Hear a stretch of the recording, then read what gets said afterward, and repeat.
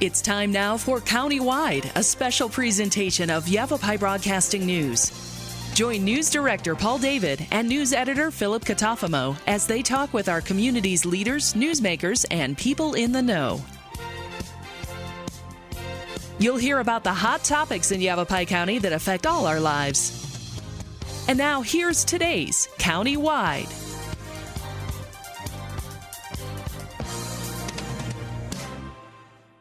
Ladies and gentlemen, welcome to Countywide. I'm Paul David. It is always great to have you in studio with us today. We are going to have kind of a two-part show all about the same sort of issue, and that is mental health during this COVID-19 outbreak and pandemic that's going on around the world. Our first guest is president of the Mental Health Coalition, Barbara Litrell. Our second guest in the second half of the show will be licensed professional counselor Carol Landauer. Website for you to remember is mentalhealthcoalitionvb.org. What we talk about today is available on their website. Again, that's mentalhealthcoalitionvb.org, and I'll mention that several more times throughout the show. Barbara, welcome back. Thank you very much. Good to be here. You guys are holding up just fine, you said? Yes, we're doing fine. We're doing fine at this time. My concern has been is right now winter's just ending. In my neck of the woods, most people, if you don't play in the snow, you've been cooped up for 3, 4, 5 months, maybe 6 months.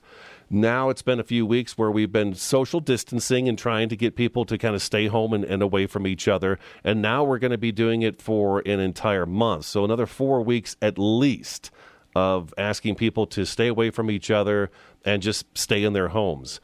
And spring is here. So it's like, now I want to get outside.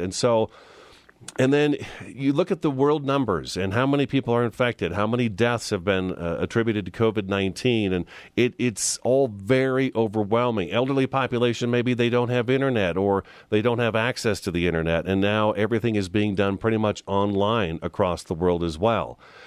It seems, again, overwhelming and daunting, and my concern is that people are going to start kind of losing it and just getting out of control about the whole thing. What could we do? What could we do, Barbara? Well, I think in terms of the Mental Health Coalition and the kinds of things, what the purpose of the Mental Health Coalition really is to provide education for people so that they have resources that they can fall back on. The organization's been around for 6 years, and we host a lot of programs. And certainly we've suspended all of our programming at this point, but we do have a mailing list of about 400 people, and we continue to send out information to them. But, in the midst of the COVID-19 virus and the awful time that we're all experiencing, people are experiencing a lot of what you talked about. It's the feeling of isolation, or maybe even the reverse where they've got, the family is all home, the children are home from school, the children are bored, people are wanting to get out, and all of that. And we're all being asked to do our part to protect each other, and that's what a good part of this is about. But there are people who, when we look at the population of those experiencing mental health issues, you're talking about whether they can get their meds, whether they can get the services that they need, if they've lost a job or they're fearing, are they going to be able to pay bills and finances? And even though we have a bill that came out of Congress that will be giving, families a certain amount of money, it's not there yet. So there's still that insecure feeling.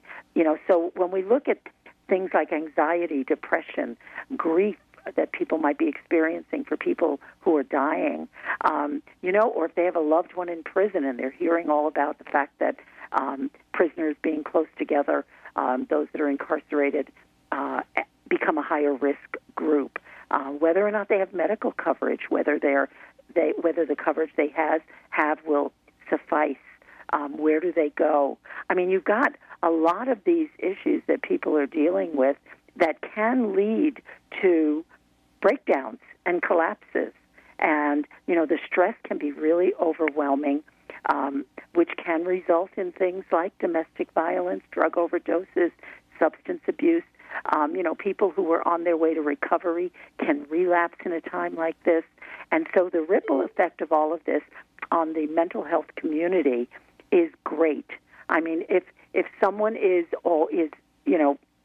doing fine and they're not dealing with mental health issues, it's bad enough to have to deal with the stresses of what's going on right now.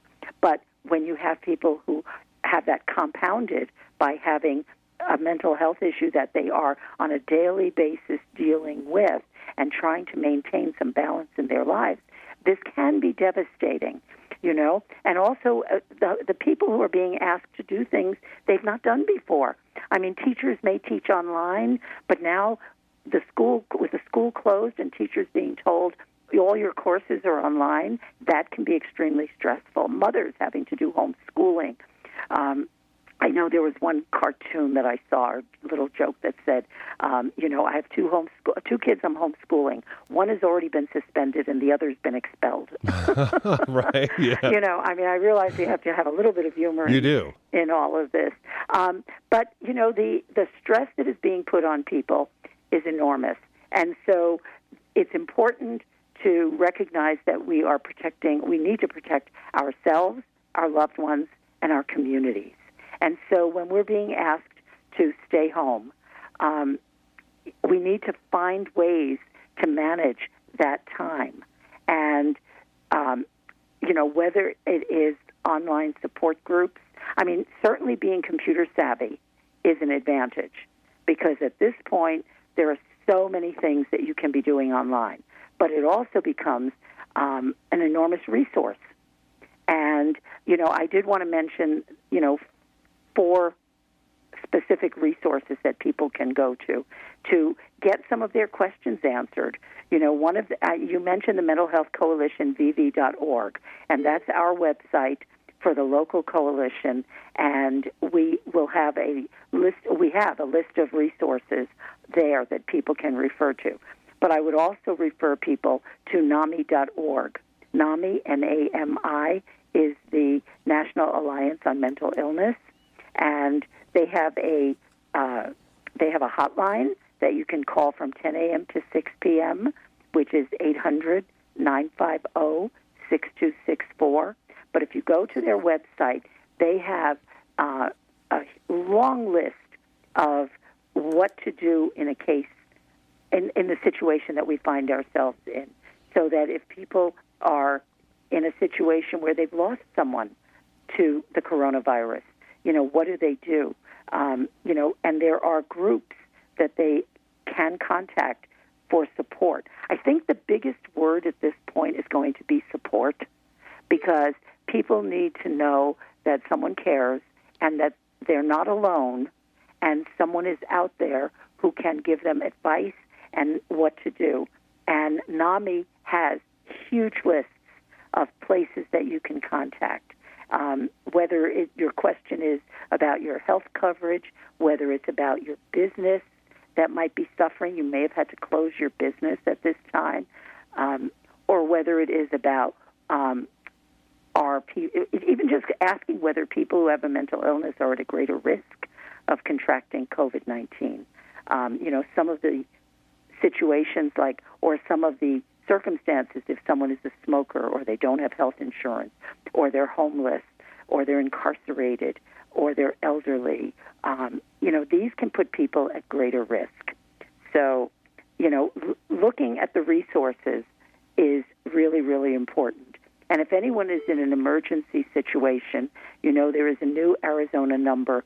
We're used to calling 911 for police protection and so on, but we can call 211 for resources, and that's an Arizona number. So that's something that people should keep in mind. Exactly. I'm sorry, go ahead. No, well, we're out of time, actually, before we got the first break. Yikes. Yeah, I know. 9 minutes goes by very, very fast. So we do have to take a break, but that's a lot of good information right there. For me personally, Barbara, what I've done is 3 weeks of reporting on COVID-19, it gets to be a lot on me.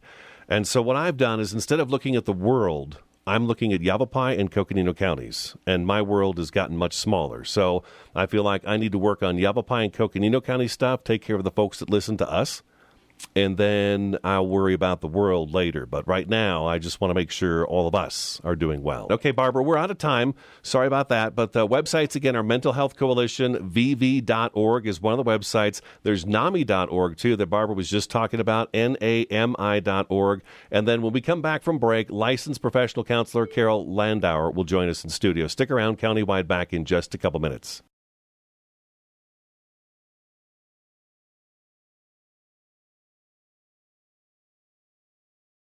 Orkin has pest control down to a science. When your business chooses Orkin's Precision Protection Program, you get a tailored pest control program for your specific industry and environment. Your business can benefit from over a century of experience, training, and scientific knowledge that define the Orkin man. Maximum protection, minimum exposure, backed by one of the industry's most comprehensive guarantees. Choose your locally owned and operated Northern Arizona Orkin and get more than an exterminator. Get an expert. Award-winning Soundbites Grill is an entertainment restaurant located in Uptown Sedona at the Hyatt Pinion Point Resort. Open for lunch and dinner, featuring fresh fish, all-natural hand-cut beef, even a full vegan menu. Family-friendly, open 11:30 to 9. Late dining on Friday and Saturday. Soundbites Grill has some of the best views of the Sedona Red Rocks. Offers world-class entertainment, food, fun, and music. Are you struggling to overcome an addiction, depression, insomnia, or a weight problem? Then it's time for you to meet with Dr. Elaine Kissel, award-winning, world-renowned hypnotherapist, author, and mind trainer. Now you can get her help from the privacy and comfort of your own home. Let Elaine Kissel create a personalized hypnotherapy plan to overcome your problem forever. Call 844-4KISSEL now for a discounted evaluation appointment. That's 844-4KISSEL. So, I just moved in with this family, and it's embarrassing. The little one, he likes to go outside and crawl around in the giant litter box. I don't know what he's doing. I mean, I was born, and I knew how to use the litter box. Look at that! That's disgusting! Oh, poop already! You're making me nervous. Oh, okay, I can't look at this anymore. I really hope he grows out of this, for his sake.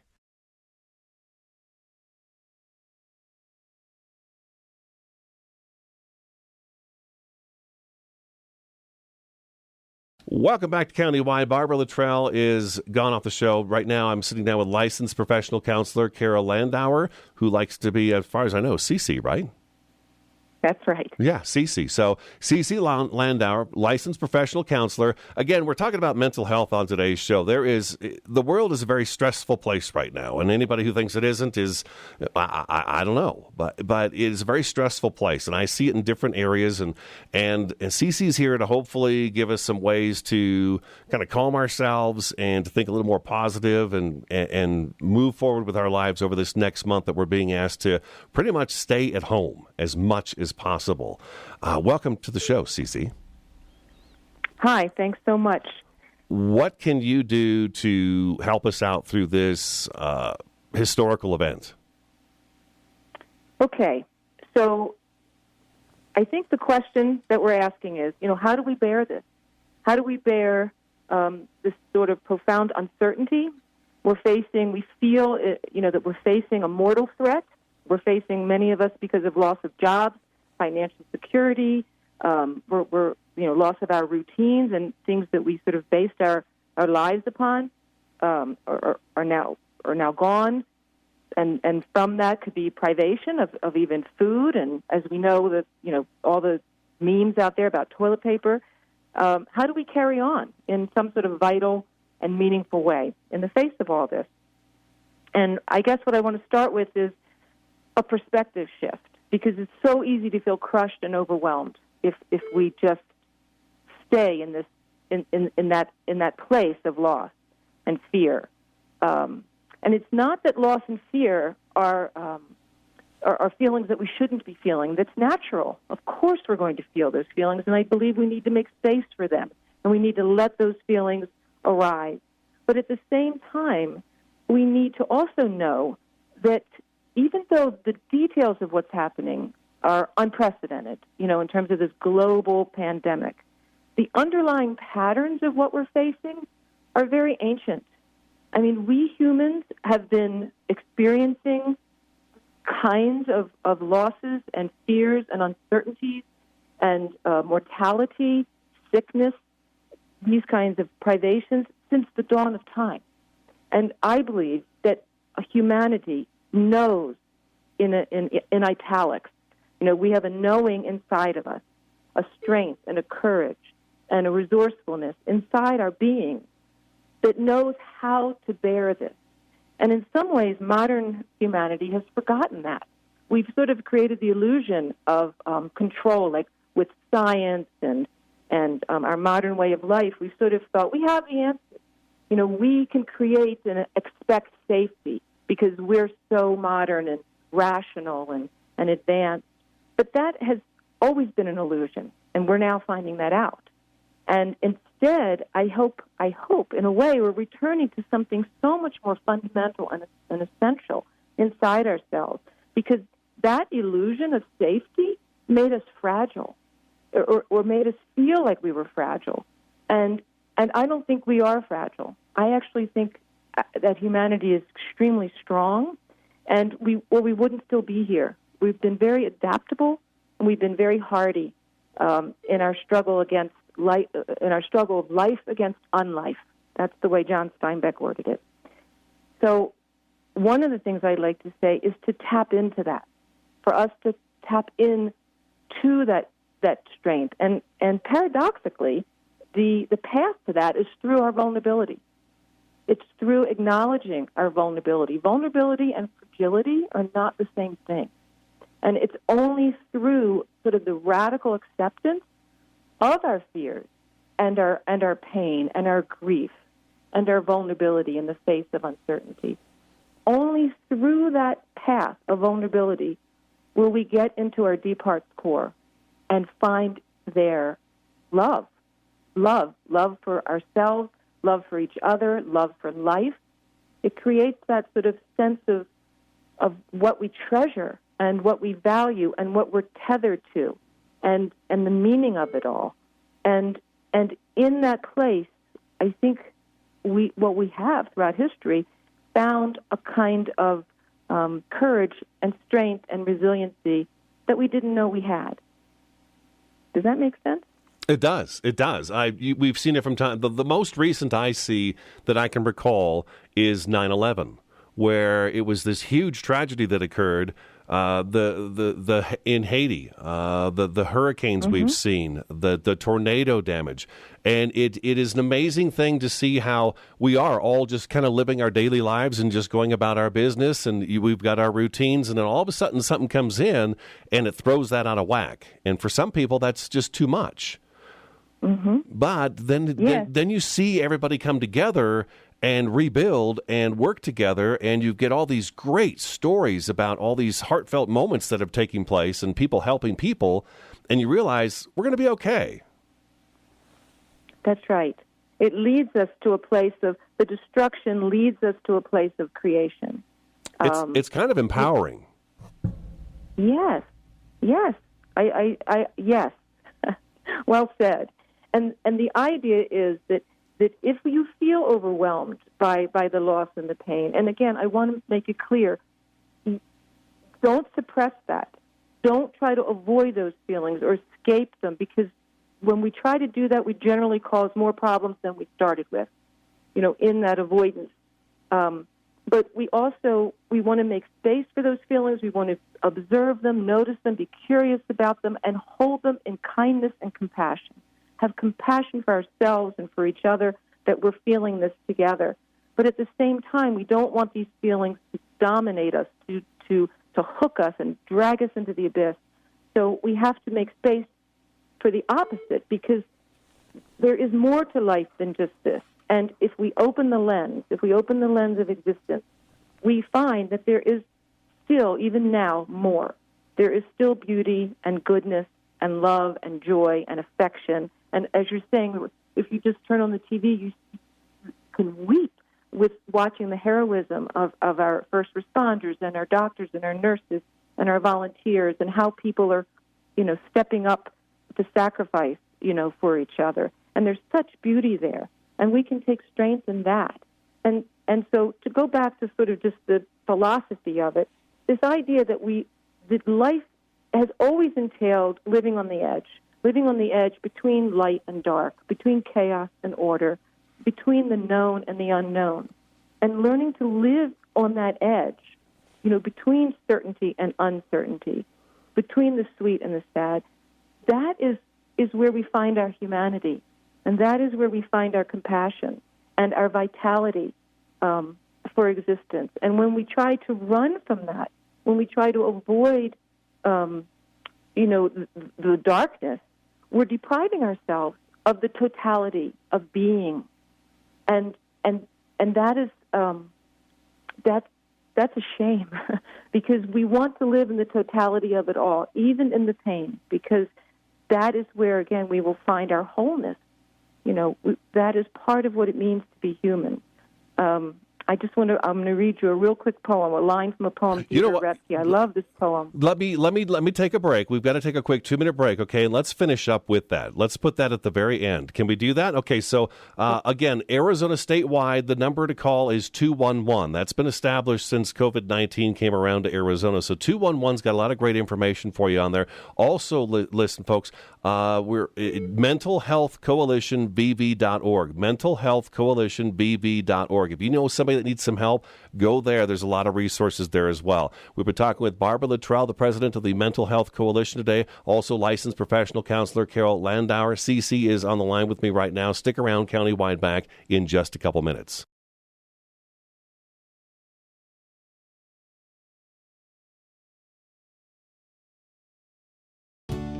From inspiration to installation. If you need help with your decorating plan, call the pros at the Picture Window. We are your #1 source for top quality blinds, shades, shutters, and flooring.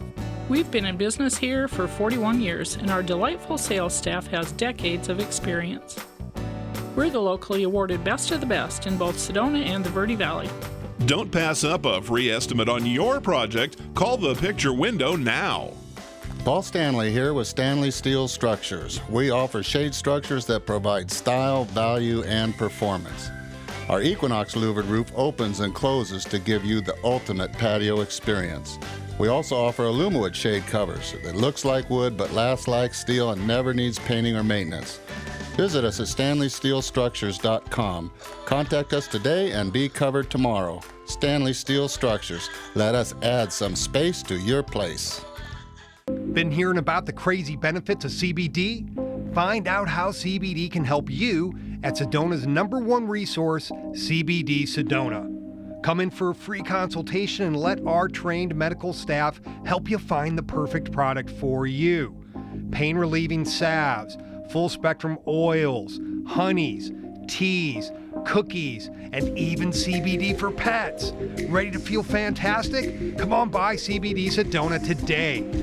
Turning your real estate dreams and goals into reality, I'm Claudette Johnson with Berkshire Hathaway Home Services. For more than 7 years, I've helped both real estate buyers and sellers put me and my team's extensive knowledge of the Sedona and Verde Valley area to work for you. Come see a 4-bedroom, 2-bath home with a 2-car garage. 110 Sagebrush Way in the wonderful Cottonwood Ranch subdivision is recently remodeled and waiting for you. Call us today and turn your real estate goals into reality. Claudette Johnson at Berkshire Hathaway Home Services of Arizona.